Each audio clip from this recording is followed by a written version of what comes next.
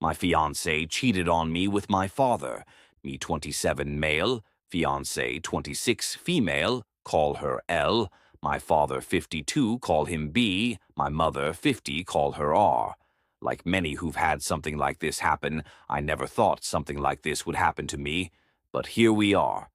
I've never used Reddit, but I've seen stories from here on TikTok, so I thought I'd give this a shot for any advice you all could give me. From listening to some other stories, you all like the backstory. I'll try and be as clear and precise as I can, but it's only been a week, so if I start to lose it during the telling of this, I'm sorry. Elle and I met in her freshman year of college. We were both dorm in the same building where we eventually met. We later found out we lived 2 towns away from each other, so whenever we went home, I let her drive with me. It was only added like 20 minutes, so it was no big deal. After multiple trips and hanging out at school, we started to date. I have a close-knit family, as did she, so we told our families right away I had met her family plenty of times when dropping her off. But it was nothing more than an introduction and exchanging pleasantries. Both of our families accepted each other with open arms, and our relationship grew. I was a year ahead of her, so when I graduated, I went home where I was offered a good job with great pay. I visited her at school whenever I got the chance, and whenever she came home, we would make time for each other. After she graduated, she moved in with me as both of our jobs were in the city near where we grew up. Like me, she was offered a position at the company she works at now with great pay. After living together for about 3 years, I proposed, and we have been planning our wedding since. Now on to the part you're all reading for. Looking back, there was plenty of things I overlooked that I just wrote off, thinking my father was just trying to welcome my ex into our family. Things like my father calling her all the time, and if I was around, they would just tell me they were talking about the upcoming family party or something along those lines. One time, Elle was in the shower and her phone rang. I seen it was my dad, so I answered when he realized it was me. He sounded both upset and surprised that I picked up. I then asked what's up.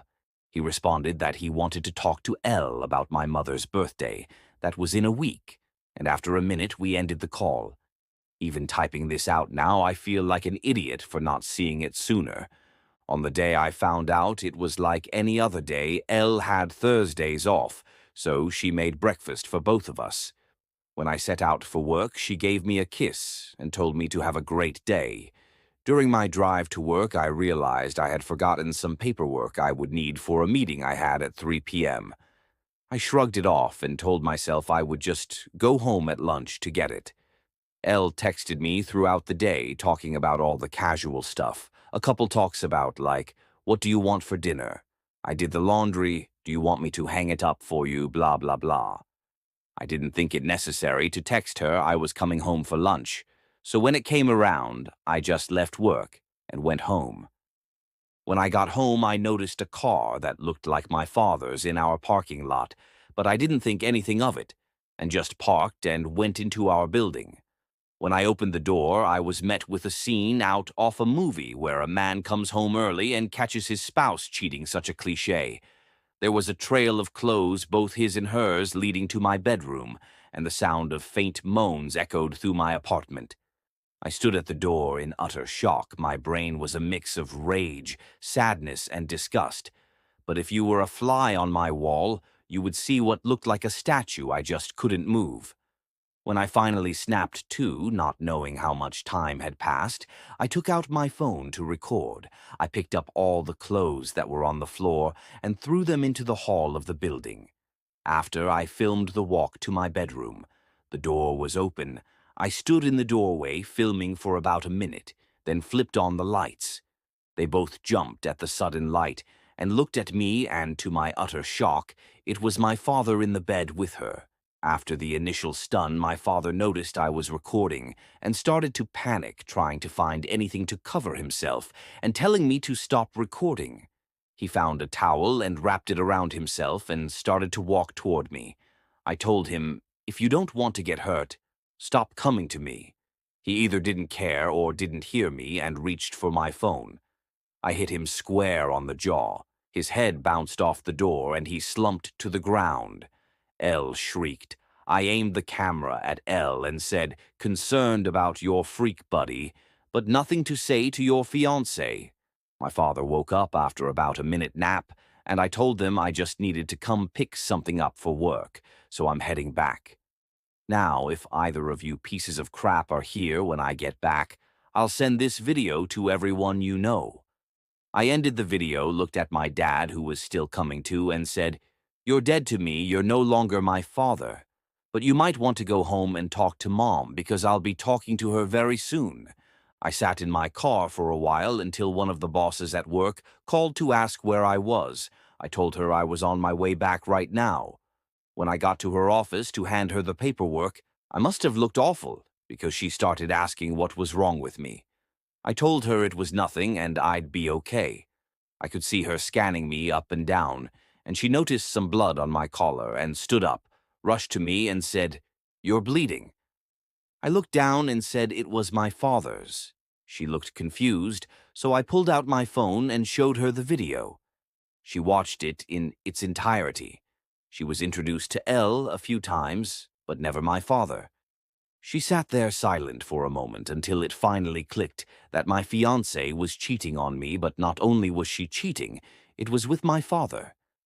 She asked if there was anything she could do, suggesting I take some time off, but I told her I can't go back there right now, that I just need a minute and I'd be fine for the meeting, and I have another shirt in my office. The meeting went over fine. I put on a smile for everyone like nothing had happened. My boss came up to me after the meeting and asked how I could do that, but I just said I don't know and went to my office. I then came home, and I was alone for the first time in a very long time. Thank you for reading. I'm sorry I carried on so much, but it was therapeutic getting everything down. I just don't know what to do. I definitely need to get the hell out of this apartment. I just can't live here anymore, and there's no possible way I'm sleeping in that bed. I know not only do I have to go get checked out, I for STDs, but I think I broke something in my hand. Update 2. Wow, hello everyone. I didn't expect to come back to Reddit and have this much support. I didn't really plan to update at all. I just wanted to put what had happened out there and hopefully get some advice. After I wrote down all that happened, I closed my computer and kind of fell into a depression. After I posted, it hit me like a train. To the ones who think it's fake, I wish I was this creative. I'd write books instead of working a 9 to 5. I'll try to reply more on this post I just logged back on, and it was honestly too much to try and reply to every comment. Just know I read through most of them, and I truly appreciate everyone's inputs, both negative and positive. So, the day after I posted, I tried to get into contact with my mother, but none of my calls were connecting. I wanted to see if she would get lunch with me, and I'd tell her everything.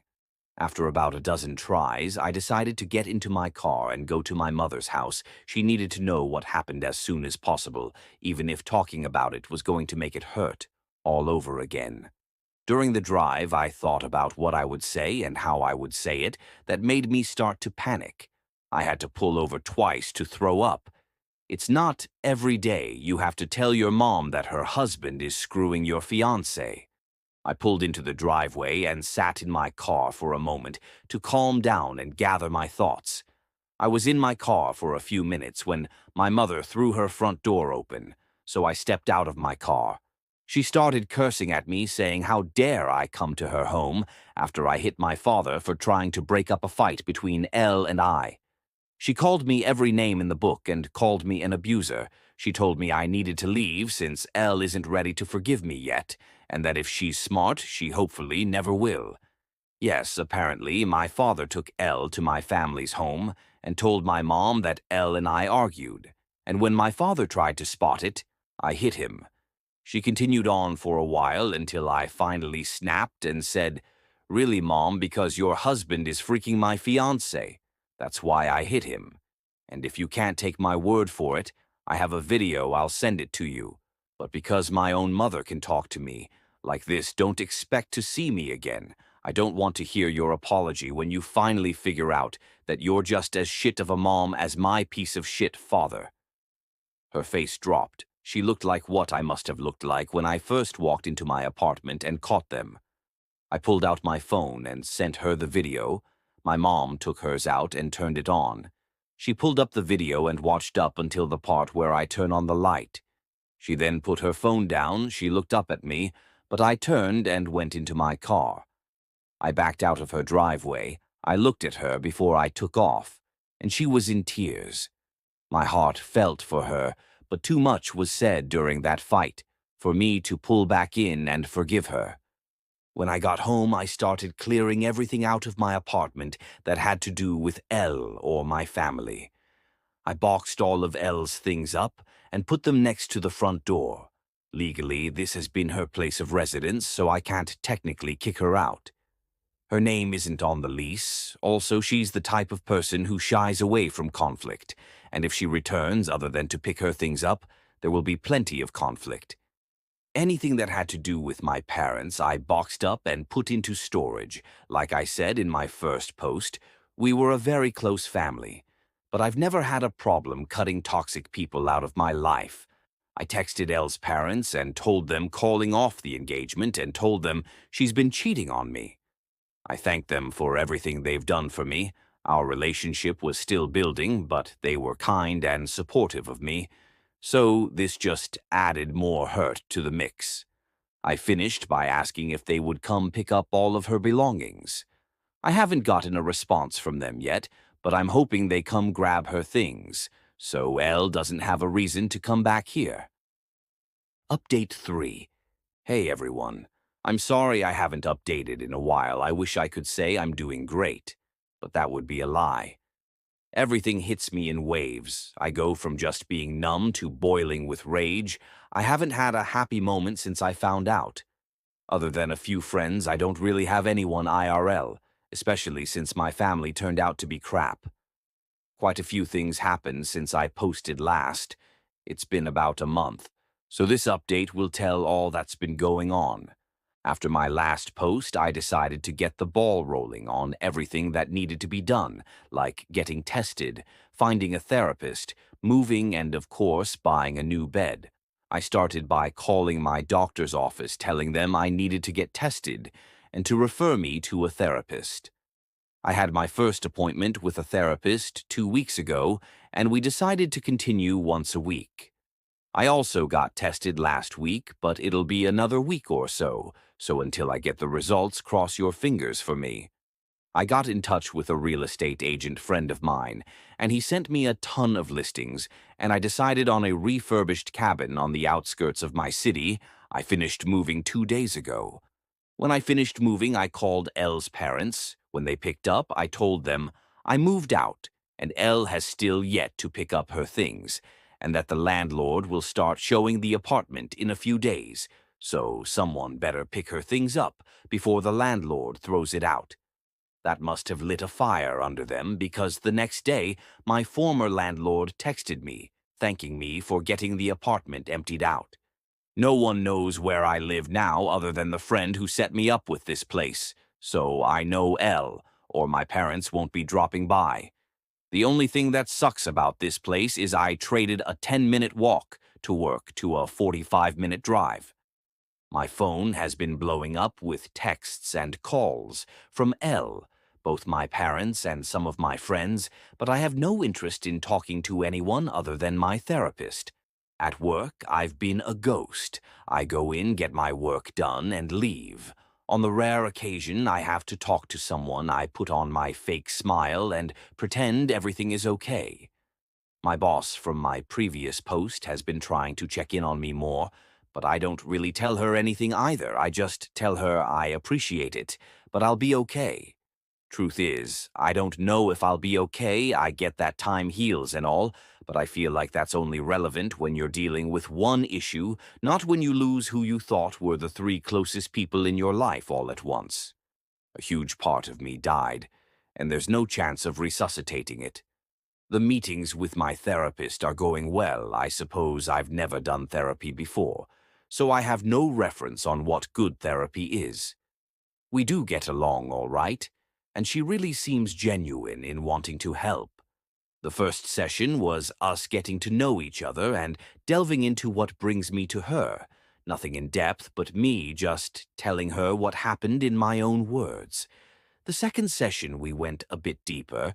She asked me about the relationship I had with my parents. I told her up until now it was great. We talked often and always communicated well when something was wrong, and that I grew up in a great home. But that all means nothing now. She asked why I cut my mother out of my life. I told her she said things to me I wouldn't say to someone I despised, then told her there's no way she can come back from that. At the end of our last session, I gave her the link to my page on here so she can read more about how I feel and what's going on in my head. I feel like it's easier to type things out than it is to speak it. So, if you're reading this, hi doc. For now, I'm still miserable. I thought I'd be okay by now, not necessarily happy, but okay. I know some of it is my own fault, not communicating to my friends, but when I think about responding to them, it just seems so exhausting. I know they'll want to get together or come to my new place, but I just don't have the energy to be around them. Until I do, I'll work, go to my appointments, and sit on my back deck, sipping on some bottom-shelf whiskey, and try to enjoy this beautiful view. I haven't hunted since high school, so maybe I'll take that up again, now that I can hunt from my back porch. Thank you all for reading this far. Update 4. Hey everyone, sorry I've been MIA for a while now. I'm writing this update to let you all know I'm alive, and to give you the lowdown of what's been happening as of recently. First, I want to apologize to those who've worried about me the past few months. After my last post, I was nowhere near okay, so I pulled back from everything. I secluded myself in order to heal and cope with what is now my life. I want you to know every comment and message didn't fall on deaf ears. I took all of your positive feedback and advice and worked through my problems. So, to the people who've supported me through this, truly thank you. I can't stress it enough. When I was at the lowest I've ever been, it was internet strangers that were there for me. So again, thank you all. In my last post, I was doing things like getting tested for STDs and trying to restart my life. I'm happy to inform you all that I am clean and couldn't be more relieved. I am fully moved into my new place. When I told you all about my new place, I told you it was a refurbished cabin. Well, I might have been a little generous. It was refurbished almost 25-30 years ago, so it was a bit dated.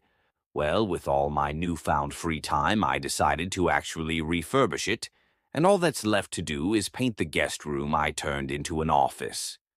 The only thing I didn't do myself was the electric and plumbing, because I have no clue how to do it, and have zero interest in being shocked or putting my hand in a shit-covered pipe. Doing all the work has been incredibly stress-releasing and has helped me clear my head. I still see my therapist once a week, to all those who suggested it.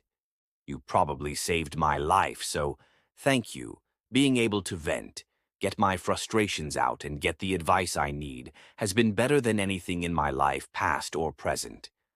I'm still working at the same company. I've become more open with some of my co-workers that I'm closer with, and my boss from my previous posts, due to the advice from my therapist. Also due to her and some of your advice, I've reached out to my friends and have slowly been reintegrating into the group again.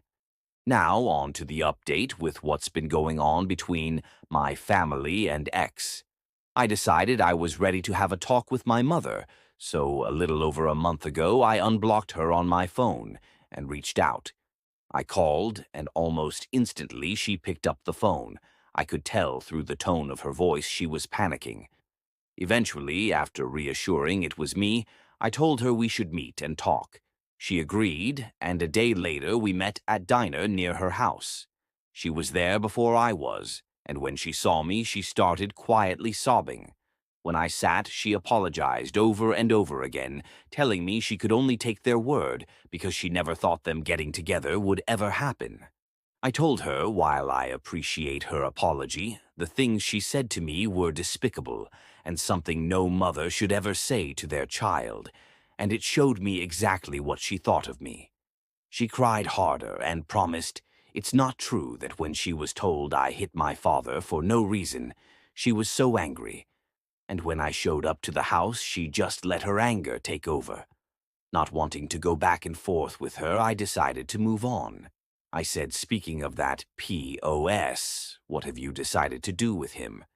She told me they've been separated. She just kicked him out, since the day after I sent her the video, and she immediately found a lawyer. Then we moved on to my ex. She said that when I pulled away, she went back into the house and threw them both out. She was too disgusted to look at them. We talked for about an hour in total, and before I left, I told her I was in a dark point of my life, and because of the things she said to me, I didn't have my mother when I needed her, and because of that, I don't know if I could have her in my life. I then told her I'm willing to work on my relationship with her, but it will be at my pace. She stopped me before I could leave and told me she has to tell me something important. I sat back down and she said Elle is pregnant. Elle apparently showed up to the house and told my mom. She said she didn't know if it's mine or my father's Elle, asked if I had been in touch, so she can let me know. Obviously she hasn't, so my mom just sent her on her way. Well, that's about it for the update. I have a lot on my mind, not sure what to do or feel. Thank you for reading, sorry for rambling on and on. Now on to the top comments, because everyone was asking about the DNA tests, and if it can distinguish between OP and his father, and one of the top comments said, the baby would be a prox. A 50% match in DNA if it was his kid, and 25% if the baby was OP's little brother-sister. Honestly, I'm not even sure that lady is even pregnant. She just knows that dad probably can't support her, now that he'll probably have to split his assets with the mom and maybe pay alimony, and is looking for a way to get OP back in her life because she knows OP probably has the financial means to take care of her. Next comment was, over the past months I kept remembering your story and hoping that you were well. Thank you for updating us. I think it's good that you allowed your mom to tell her side of the story. Now you may have some clarity on her choices and why she acted that way. Keeping your boundaries was good. As for your ex's pregnancy, welp, I don't think that's your problem to deal with. She made her choices, and now she has to face the consequences.